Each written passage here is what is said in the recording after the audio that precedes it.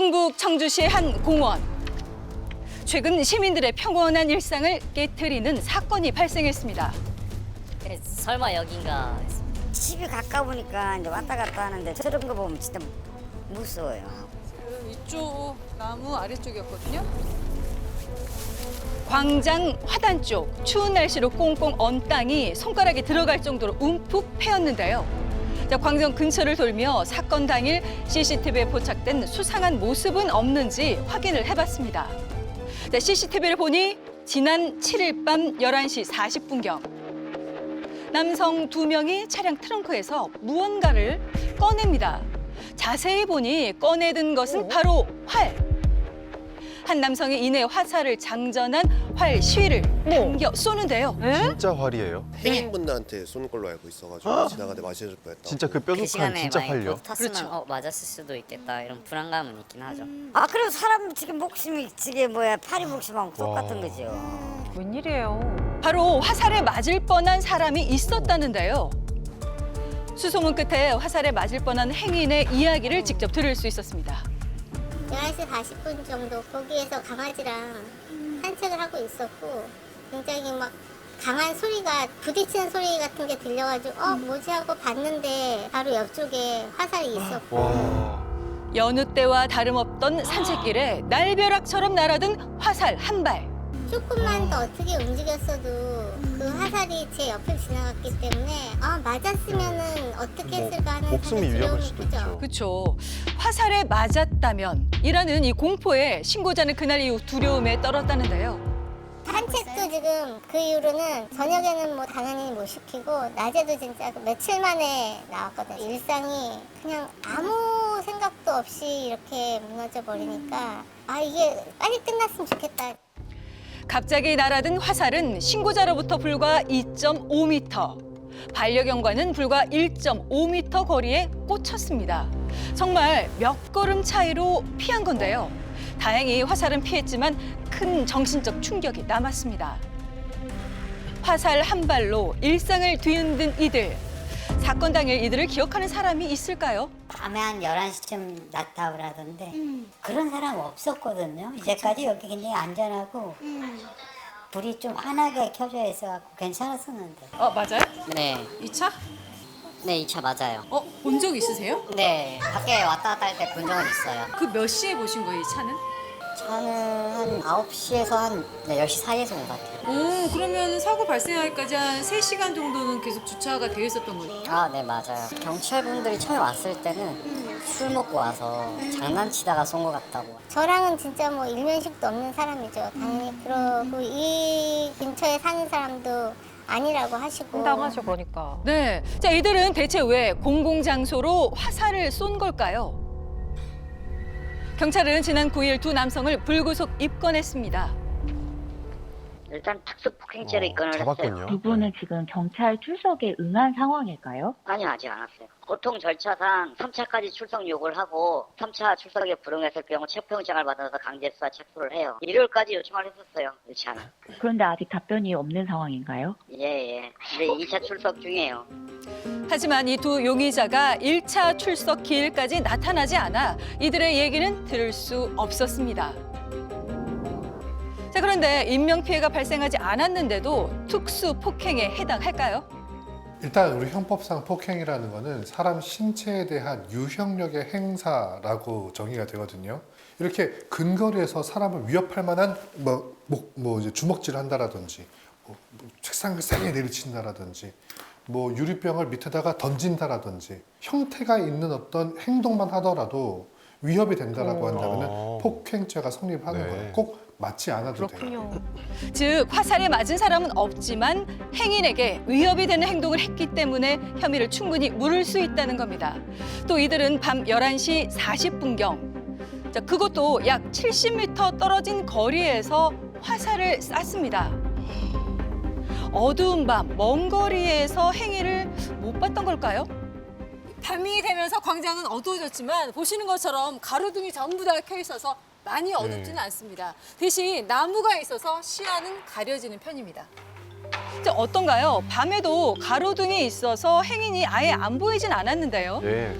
자, 이번 사건을 양궁이는 어떻게 볼까요? 15년 이상 활을 판매하고 있는 이종길 씨에게 물어봤습니다. 지금 이제 이 영상에서 봤을 때 이 활이 또 어떤 제품으로 좀 보이시나요? 저가의 리커브 보호의 입종으로 보이고요. 화살도 봤을 때 이 활과 맞지 않는 화살입니다. 전문적인 선수가 사용하거나 뭐 활에 대해서 아는 사람이었으면 절대 사용하지 않을 활과 화살인 것 같습니다. 한편 양궁장을 운영하는 명식 씨는 화살 굵기를 보아 다른 종류의 활이 아니냐는 얘기를 했는데요. 이게 컴파운드 거고 네네. 이게 일반 리커브 거고 아, 2배 차이네요. 거의 옆으로 살짝만. 그렇다고 보면 되죠. 종류가 두 가지가 있는 거니까 양궁에서 컴파운드가 있고 리커브가 있고.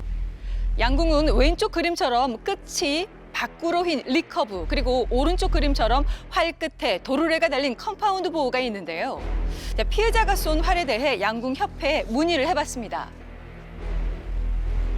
협회는 취미용으로 변형된 활로 보여 어느 종류에도 해당되지 않는다라는 입장을 밝혔는데요.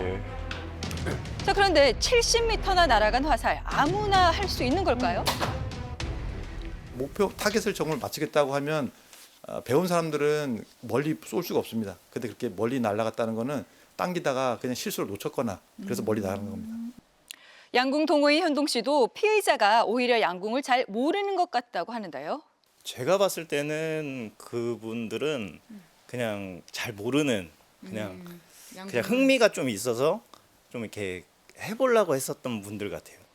선수는 아니지만 양궁을 아끼는 만큼 오히려 안전수칙에 더 철저하다고 합니다. 저희가 이제 이런 거를 다 해놓기 때문에 저희가 만약에 화살을 잘못해서 잊어먹는다고 해도 저희 인적 사항이 다 있기 때문에 이런 거는 제 동호인들은 화살인 다 게 등록을 분명하죠. 하죠. 정체를 알 수 없는 활에 일련 번호나 인적 사항도 적혀 있지 않은 화살까지. 자, 게다가 양궁인이라면 고려할 안전은 무시한 채 공공 장소에서 쏘는 행위, 양궁인은 아닐 것이라 추측합니다. 몰라서 한 거라고 하기엔 너무 네. 위험해요. 자, 활로 인한 사건은 이번이 처음은 아닙니다. 잘못 쏜 화살이 날아가 주차된 차에 문을 관통해 카시트에 박히기도 했었고요. 이 정도 위력이군요. 네, 홧김에 동물의 화살을 쏴 애꿎은 고양이가 다치고 동물 학대 혐의로 처벌받은 사건도 있었습니다. 관통했어. 특히 지난 2018년 한국미래기술 양진호 회장이 컴파운드 보호로 닭을 잡는 영상이 공개돼 큰 논란이 일기도 했는데요. 자, 이런 범죄를 규제하는 법은 없을까요? 총포화약법은 어찌됐든 그 압력에 의한 자동 발사가 되는 그런 물체를 규제하는 법률이거든요. 약칭 총포화약법에 따르면 방아쇠로 쉽게 쏠 수 있는 총이나 석궁과 달리 활은 규제 대상이 아닙니다. 따라서 온라인에서도 활과 화살은 쉽게 찾고 구매할 수가 있었는데요. 지난 2021년 이 양궁 중 컴파운드 보호를 총포화약법의 규제 대상으로 포함하자는 개정안이 발의되기도 했습니다. 하지만 양궁 발전에 저해를 우려한 양궁인의 반발과 규제의 실효성 문제로 개정되지 않았습니다. 양궁협회는 스포츠 장비인 활 전체를 규제하는 데에는 신중한 논의가 필요하다는 입장이었습니다. 하지만 반대의 목소리도 있습니다. 그 화살을 그냥 아무렇지 않게 여기서 쏜다는 것 자체가 사람들한테 피해가 가면 안 되잖아요. 그래서 좀 규제가 되면 좋을 것 같습니다. 제한을 둬야 된다고 생각합니다. 활을 진짜로 진짜 필요로 하시는 분들 이런 걸 자세하게 알아내고 구입할 수 있게 그런 제도가 필요하지 않을까요? 범죄 전문가도 점차적인 개정이 필요하다고 말합니다. 이번 사건을 봤을 때 분명히 이런 종류의 그 활들이 총포법의 사각지대에 있다라고 하는 것은 분명한 것으로 보입니다. 그러나 일률적으로 전부 규제를 하는 것보다는 미성년자 구매 금지를 한다든가 공공적인 장소에서 사용하는 것을 엄격히 규제하는 그런 방향으로 뭔가 법이 개정이 되어야 될 것으로 봅니다. 이런 사건이 일어날 때마다 다시 불붙는 활 규제 논란. 양궁인에게 이번 사건은 더 남다르게 다가온다고 합니다.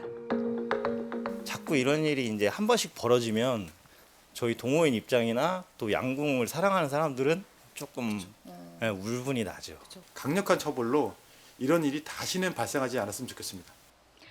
어느 밤 갑자기 광장으로 날아온 화살. 다행히 이번엔 인명피해가 없었지만 모두의 안전을 위해 되짚어 봐야 하지 않을까요? 네, 산책하다 정말 화살에 맞을 뻔한 아찔한 사건이었습니다. 예. 이 활을 잘못 쓰면 무기가 될 수 있는 건데 피의자들이 대체 왜 이런 행동을 한 건지 면밀히 조사가 이루어져야겠습니다. 네, 뭐 석궁이랑 활, 화살이 다르다는 것도 저는 처음 알았고요. 이 활과 화살 같은 경우에는 규제가 되는 이 무기류로 분류가 되지 않는다는 것도 좀 의외네요. 네, 그렇습니다.